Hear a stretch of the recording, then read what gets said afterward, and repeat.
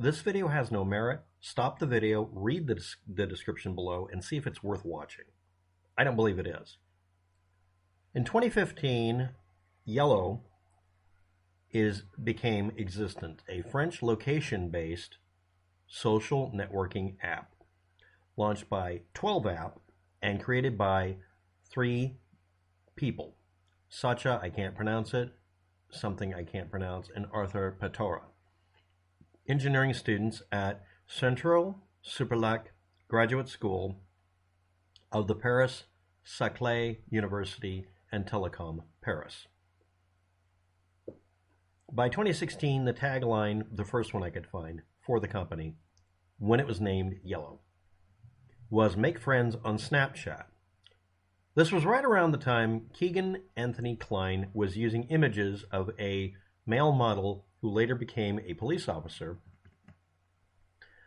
and may have set up the Anthony Shots accounts using on Instagram, Snapchat, yellw, or later called Yubo, and also the website's name was yellw, or not.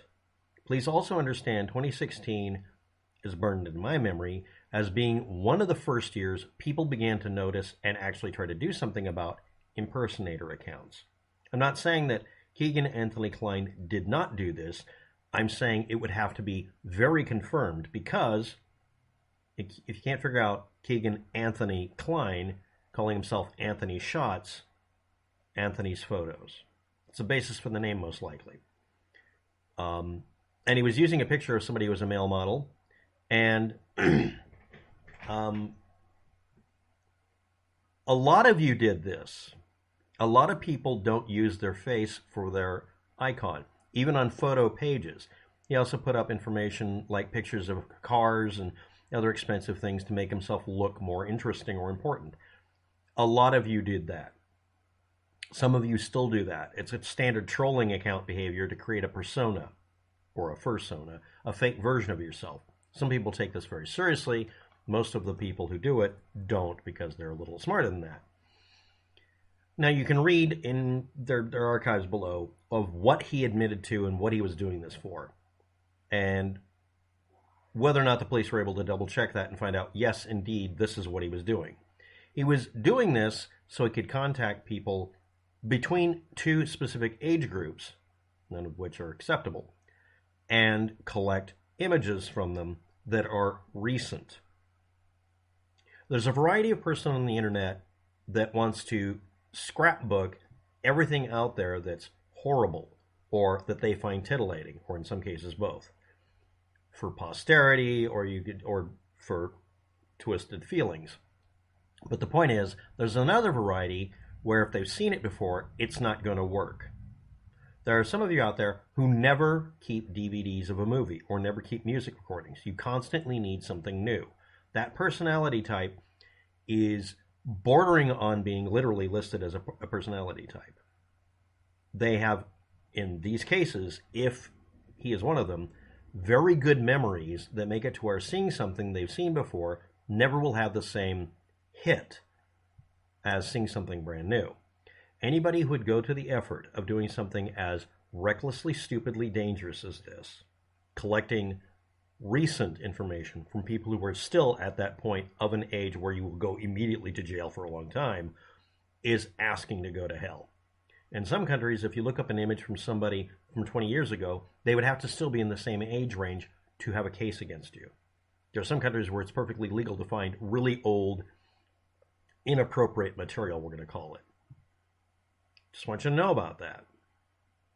And some dedicated individuals who don't need something new every time will literally move somewhere where they can have their collection, and in some cases even vend it to the internet rather than ever download something new.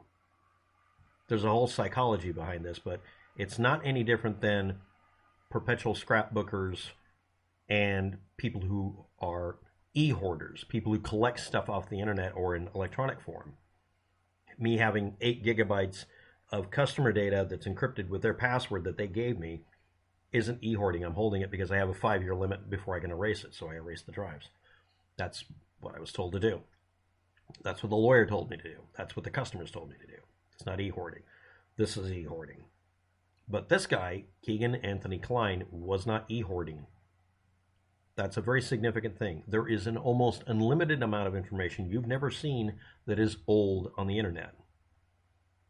He was going for new stuff. And there is no indication he was sharing it anywhere, which means he was disconnecting himself from the entirety of the internet subculture that would share that kind of content. These are very important things to keep in your mind. And he was after pictures and videos, which is the standard thing people do if they're looking for that kind of crud. Was Yubo, formerly known as Yellow or YELLW dot something something something, it's a website, was that the best place to get it?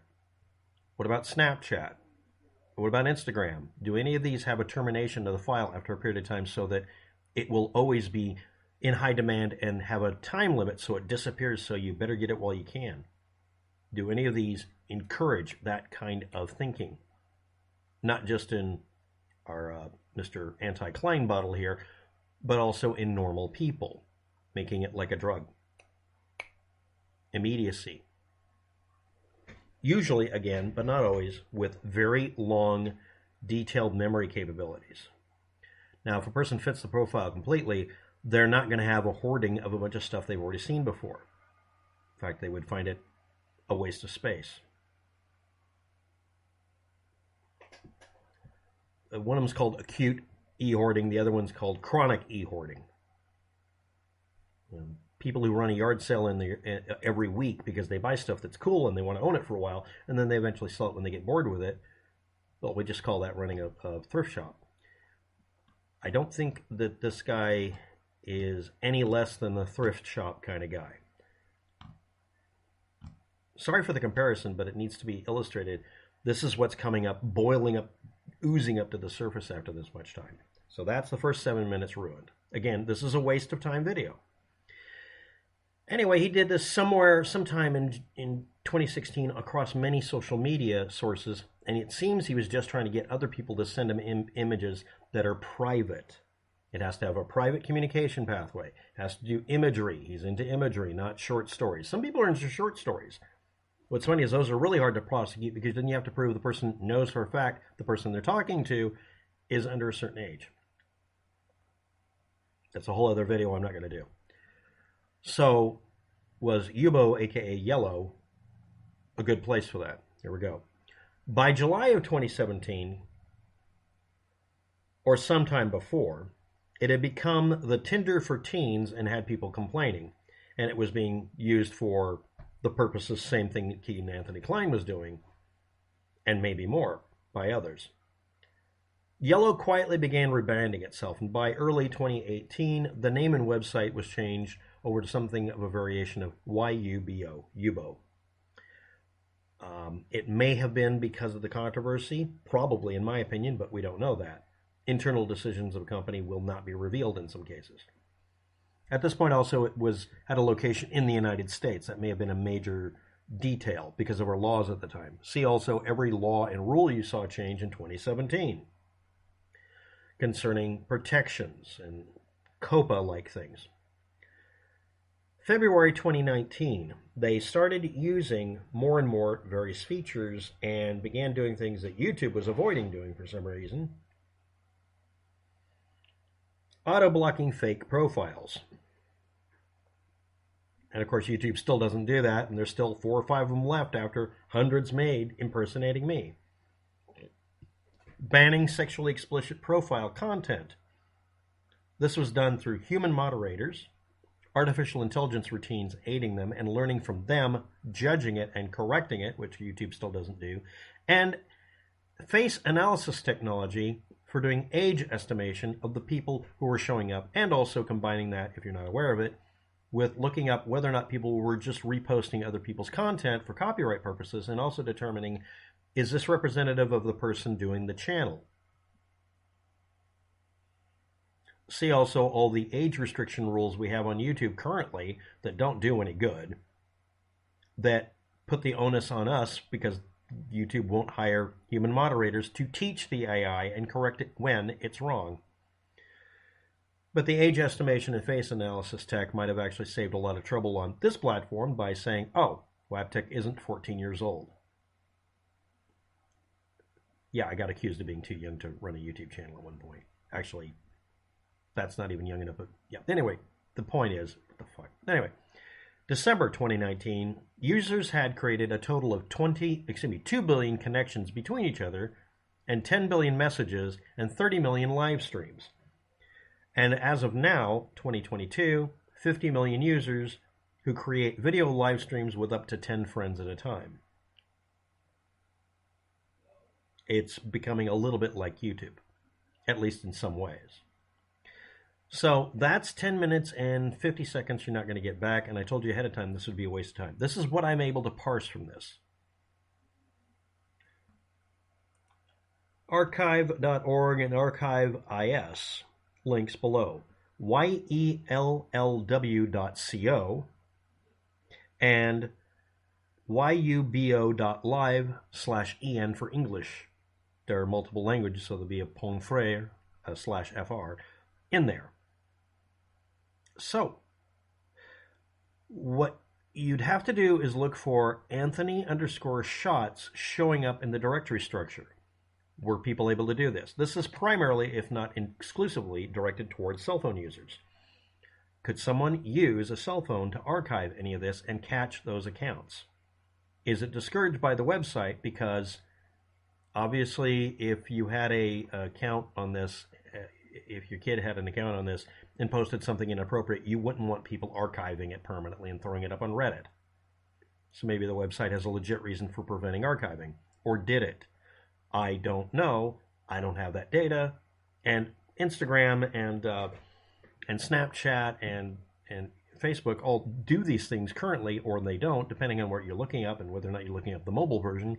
m.something will sometimes give you a page you can easily archive. In fact, it may be more accessible than the PC or computer version. Okay? They call it the desktop version. Okay.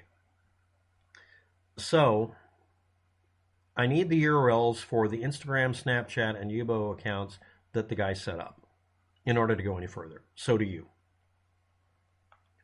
But they were erased. You can never retrieve them, etc., etc. Depending on the website, it may have the links going to such and such /AnthonyShot/ blah, blah, blah, and they're missing, but the individual postings might be post number blah, blah, blah, which would be archived at random. In fact, maybe the only parts that are archivable. Anybody can make an archive on archive.org or Archive Today or any of the other archivers, like, I forgot the other one, I think one of them was called Megalon or something like that. There are many, many websites, especially in foreign countries, that are designed to archive things that are seemingly unarchivable. Having an idea of what structure, directory structure, folder structure, his account data was in and how they store it and release it is important. That information is not being released anywhere by anyone. Reddit is a complete waste of time at this point. I guess it has to be 2 weeks old before they actually pay attention to details like that. RFI, RFC, I need everyone who gives a shit to give me the yellw, and yellw or whatever link that might have been there. Examples of current usage might be useful, but I need examples of it being archived. I can't find any. It didn't show up in any of the archives when I did the tricks to find sub-directory archiving. It may have been impossible to archive what he did. It may have been just not done. And the age range all of this is aimed at is teens and tweens, as well as very young adults. Next, response. A video of bridge guide taken from 65 feet away is apparently what the bridge guide video is. The claim was made that NASA and Disney were asked to enhance it, but said they couldn't because it was screwed up or too low res.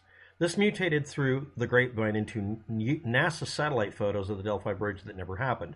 All claims saying that they existed lacked any citation, and I did a vid on an Now Erased channel posted at saying this, and I got called a shill for it. If anybody knows of any other instances of the NASA satellite photo meme for the Delphi Bridge, this is probably the source of it. It probably never happened. It was a mutation of data.